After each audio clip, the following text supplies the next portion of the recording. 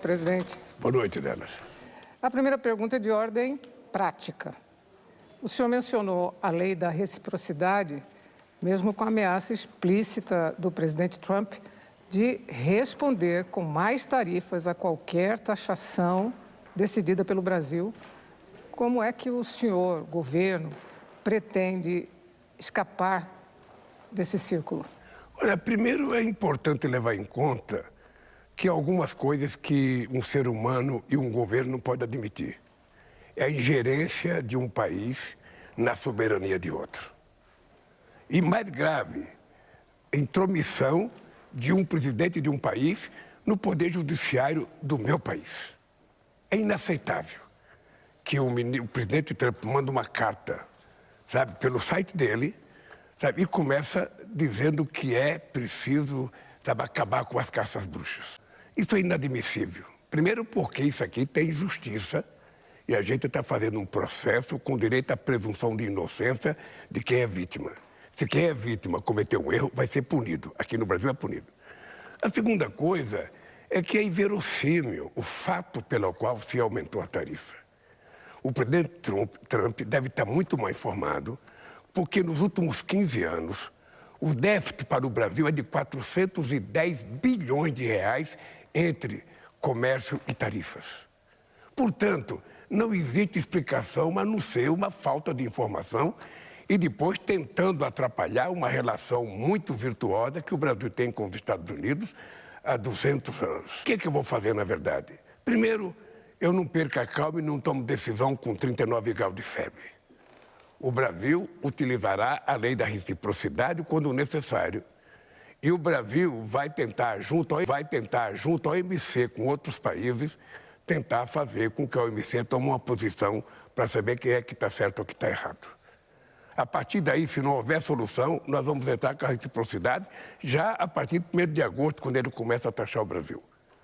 Nós entendemos que o Brasil é um país que não tem contencioso com ninguém, nós não queremos brigar com ninguém, nós queremos negociar e o que nós queremos é que seja respeitado as decisões brasileiras.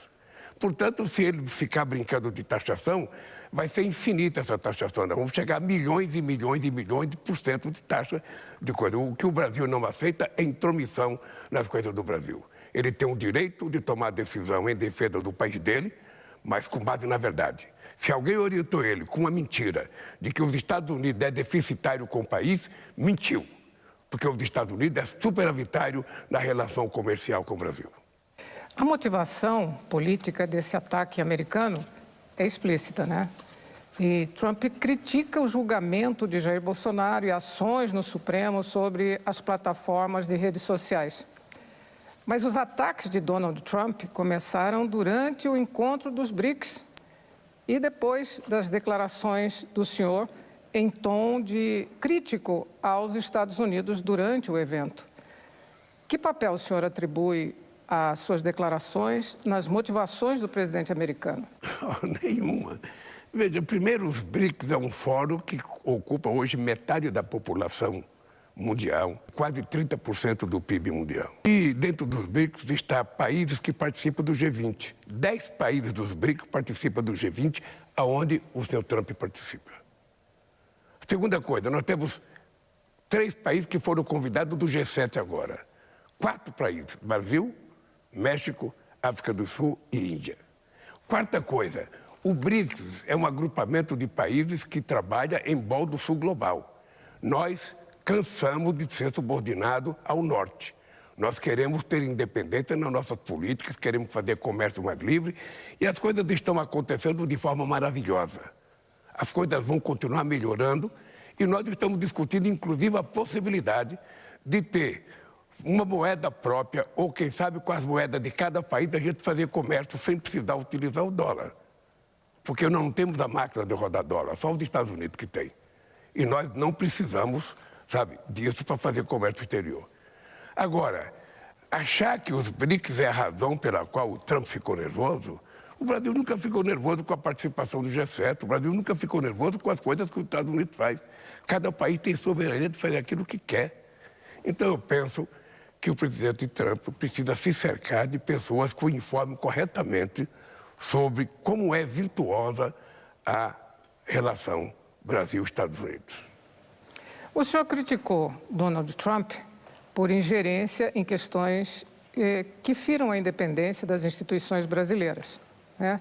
Mas o senhor recebeu críticas por visitar a ex-presidente argentina Cristina Kirchner agora, né? Condenada por corrupção e por defender com cartaz a liberdade dela. Como é que o senhor responde a essas acusações de ter interferido nas questões internas de um país soberano, a Argentina? Com muita firmeza. Eu fui visitar a presidenta Cristina com autorização da Justiça Argentina. Eu só fui lá porque a Justiça Argentina decidiu que eu fosse visitar, atendendo um pedido da própria Cristina. Eu fui fazer uma visita humanitária. Eu nunca me preocupei que o Trump recebesse o Bolsonaro ou qualquer pessoa. É direito de cada presidente fazer o que quiser. O que não é direito é um presidente querer dar palpite na decisão de justiça de um país. Aqui no Brasil, a nossa justiça tem autonomia. O Poder Judiciário é um poder autônomo, como é o Legislativo. E aqui a gente obedece regras. O que o presidente Trump tem que saber é que se aqui no Brasil ele tivesse feito o que ele fez, sabe, nos Estados Unidos, com as eleições, ele também estaria sendo processado. E estaria sendo julgado. E se fosse culpado, ele seria preso. É assim que funciona a lei para todo no mundo. Ou seja, nós precisamos aprender a respeitar. Você nunca viu me meter numa decisão de justiça americana. Nunca viu. E o que eu espero é reciprocidade, que ele também não se meta nos problemas brasileiros. Esse ataque americano às exportações brasileiras levantou preocupações enormes nas empresas exportadoras. Que papel o senhor espera que esses setores empresariais desempenhem na formulação de uma resposta do governo aos Estados Unidos? É só importante a gente deixar claro para a opinião pública que não é uma taxação ao Brasil. Ele vem taxando todos os países do mundo desde que tomou posse. É um direito dele, mas é um direito dos países reagir.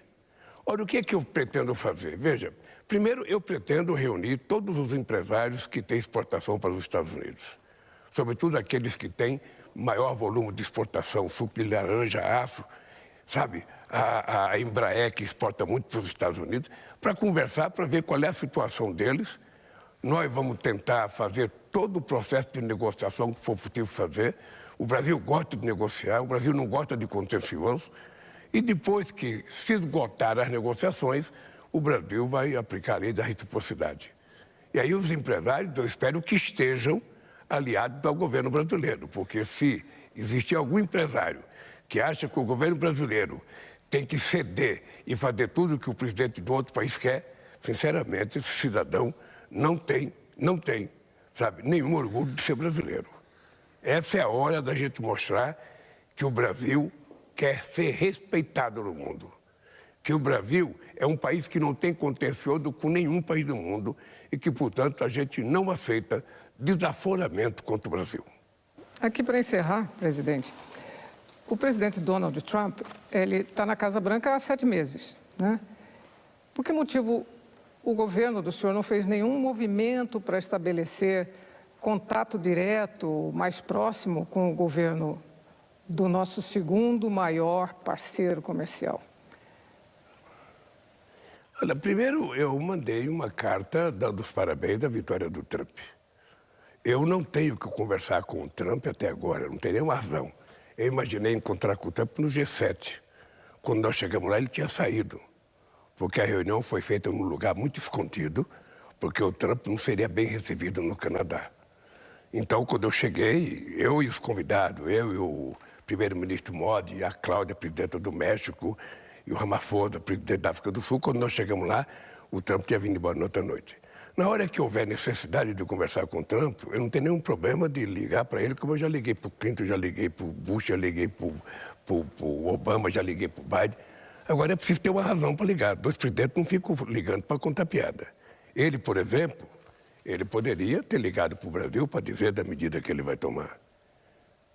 Ele não mandou nenhuma carta, nós não recebemos carta. Ele publicou no site dele uma total falta de respeito, que é um comportamento dele com todo mundo.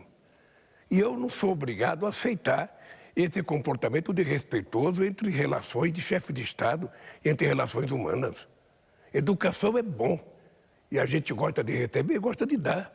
E o Brasil quer ser bem tratado. Quando eu tiver um assunto sério para tratar com os Estados Unidos, eu não terei nenhum problema de pegar o telefone e ligar para a Casa Branca pedindo para conversar com o presidente Trump. Por enquanto eu não tenho. Agora, veja, agora é o seguinte, nós vamos criar uma comissão de negociação juntando empresários e o governo, vamos ver quais são as decisões, quem é afetado, como é que vai ser afetado, como é que a gente pode procurar novos mercados. E eu mesmo vou procurar novos mercados para os produtos brasileiros. Esse é o meu papel, inclusive, de dizer para os empresários, vamos juntos abrir novos mercados. Porque não é fácil, sabe, ele só taxar os outros. Ele também terá consequência nos Estados Unidos. Ele também terá muita consequência. Então, assim, Délis, a relação entre dois estados, ela tem que ser uma coisa respeitosa. Um presidente, ele não é dono da verdade, um presidente não tem relação ideológica com o outro. Eu nunca tive relação ideológica, sabe? Eu converso com o presidente do país, seja ele quem for. Ele foi eleito pelo povo e precisa conversar, eu converso com todo mundo. Nunca tive um veto. Agora, eu não tenho nada para conversar com o Trump. Aliás, ele não dá motivo para que a gente tenha nada para conversar com ele.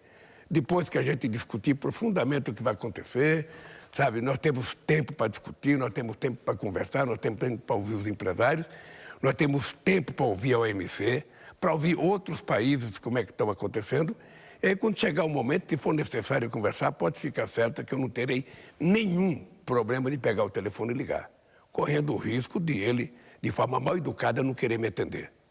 Eu corro risco, mas de qualquer forma, se for necessário, eu farei isso sem nenhum problema. Então, por agora, nada, né? Por agora, nada. E nem chamar a embaixadora. Eu não sei, aí é um problema que o Itamaraty vai ter que tomar essas decisões. Eu acho que era importante chamar a embaixadora para tomar informações, mas é um problema que depende da decisão do Itamaraty. Eu acho que o ministro Mauro Vieira saberá cuidar disso. O que eu acho um desaforo muito grande dela e não dá para aceitar, é um cidadão, presidente de um país importante como os Estados Unidos, conversar uma carta para mim, mandada pelo site, avocando o fim das caças às bruxas a um ex-presidente que tentou dar um golpe nesse país. Ele não tentou dar um golpe, ele tentou preparar a minha morte, a morte do presidente da Suprema Corte, que na época era o Alexandre de Moraes, a morte do vice-presidente. E não é ninguém da oposição que está falando, são os militares que estavam com ele, é o ajudante de ordem dele que recebeu as informações deles. Agora, quem vai ser julgado não é o cidadão Bolsonaro, quem vai ser julgado é os autos do processo. Se ele tiver razão, será absolvido. Se ele não tiver razão, ele será condenado. E se condenado, vai ser preso. É assim que funciona a justiça no Brasil. E é assim que eu espero que funcione nos Estados Unidos. Se tivesse um Capitólio aqui e o Bolsonaro tivesse feito o que fez o Trump nos Estados Unidos, ele também estaria sendo julgado. Porque a lei aqui no Brasil é para todos, de verdade. Doa a quem doer.